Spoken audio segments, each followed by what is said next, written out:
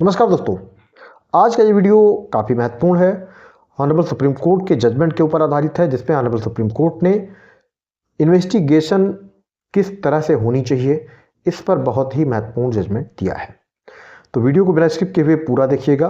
लेकिन उससे पहले थोड़ी सी जानकारी कि चैनल पर अब केवल मंडे मॉर्निंग 6 बजे वीडियो पब्लिश होता है। वीडियो आपको सुबह 6 बजे देखने को मिलता है। हफ्ते में केवल एक दिन, मंडे को मॉर्निंग 6 बजे। तो आपको मंडे मॉर्निंग में ये वीडियो भी 6 बजे मिल जाएगा, आप इसको देख सकते हैं। और जो भी वीडियो अब आते हैं वो honourable Supreme court, honourable high court के महत्वपूर्ण जजमेंट के ऊपर होते हैं। आज का भी वीडियो, जैसा कि मैंने पहले ही बता दिया है, कि ऑनरेबल सुप्रीम कोर्ट के जजमेंट के ऊपर आधारित है। और जजमेंट भी बहुत ही महत्वपूर्ण विषय पर, इन्वेस्टिगेशन। क्योंकि चार्जशीट कैसे प्रिपेयर की जाती है इस देश में, जो भी इन्वेस्टिगेटिंग ऑफिसर हैं, आप सभी को पता है कि कितनी हमारी पुलिस प्रैक्टिकल है, कितनी प्रोफेशनल है।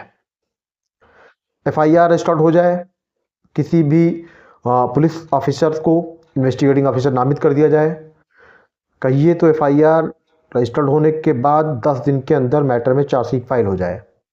60 और 90 दिन की बाध्यता है कि 167(2) में, तो उस कंडीशन में भी 60 और 90 दिन की बाध्यता में चार्जशीट फाइल हो जाए। लेकिन एक्यूज बाहर है, जेल में नहीं है, किसी पर्सनल बेनिफिट्स को अगर मिलने वाला है आईओ को, तो सालों तक, यहाँ तक कि मैंने देखा 10-10 साल तक मामले में इन्वेस्टिगेशन ही चल रही है। अभी तक चार्जशीट फाइल की बात छोड़ दीजिए, किसी कंक्लूजन पर ही इन्वेस्टिगेशन अभी तक नहीं है।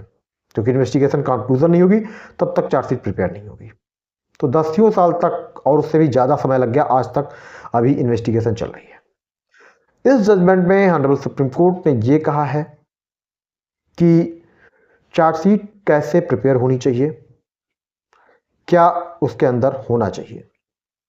Friends, Sharif Ahmad and another versus state of UP and another, 1 मई 2024 को ऑनरेबल सुप्रीम कोर्ट की जस्टिस संजीव खन्ना और जस्टिस SVN भट्ट की बेंच ने ये जजमेंट दिया है। और जिसमें स्पष्ट रूप से ये कहा है कि अगर एक से अधिक एक्यूज्ड किसी केस में हैं, तो कॉलम वाइज उनके ऊपर जो चार्ज बनते हैं उस आधार पे चार्जशीट बनानी चाहिए। मीन्स मान लीजिए कोई एफआईआर रजिस्टर्ड हो गई, अब उसमें 323, 504, 506 आईपीसी हो, 307 आईपीसी बन रहा है। लेकिन अब अगर एक से अधिक एक्यूज्ड हैं तो किस एक्यूज्ड का क्या रोल है, इस आधार पर उस एक्यूज्ड के रोल को देखते हुए उसके ऊपर आरोप बनने चाहिए। क्योंकि जब आईओ जो भी विटनेस है, कोई डॉक्यूमेंट्री एविडेंस है, मेडिकल एविडेंस है, इन सब के बेसिस पर ही केस डायरी में जो भी कुछ मटेरियल आता है उसके आधार पर ही आरोप पत्र तैयार होता है। प्रेजेंट केस में भी कुछ ऐसा ही था कि एक से अधिक एक्यूज थे और इन सब के ऊपर जो एलिगेशंस लगाए गए, मतलब जिस सेक्शन में एफआईआर रजिस्टर्ड हुई, सेम सेक्शन में सभी एक्यूज के अगेंस्ट चार्जशीट फाइल कर दी गई। अब अगर उन एक्यूज के अगेंस्ट वो सेक्शंस नहीं बन रहे हैं, क्योंकि किसी भी विटनेस के स्टेटमेंट में नहीं है, किसी भी डॉक्यूमेंट्री एविडेंस से ऐसा कुछ नहीं आ रहा है कि इस पर्सन ने यह अपराध किया, मीन्स कैजुअली सबके अगेंस्ट सिमिलर आरोप लगा के आरोप पत्र प्रेषित कर दिया गया। आरोप पत्र प्रेषित होने के बाद कोर्ट ने कागजात ले लिया। ऑनरेबल हाई कोर्ट ने कोई रिलीफ नहीं दी।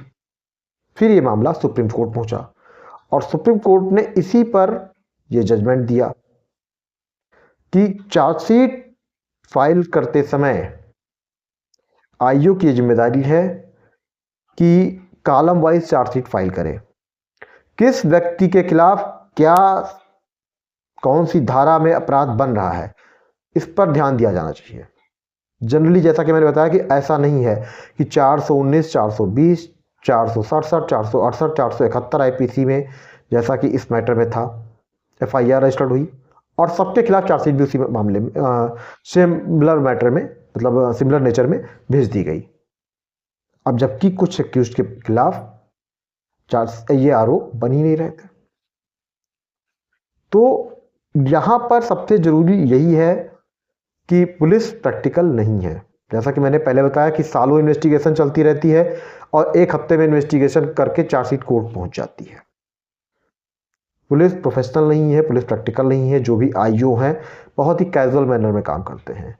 कुछ पर्सनल बेनिफिट भी होता है, कुछ पॉलिटिकल प्रेशर होता है और कुछ इच्छा शक्ति भी नहीं होती है।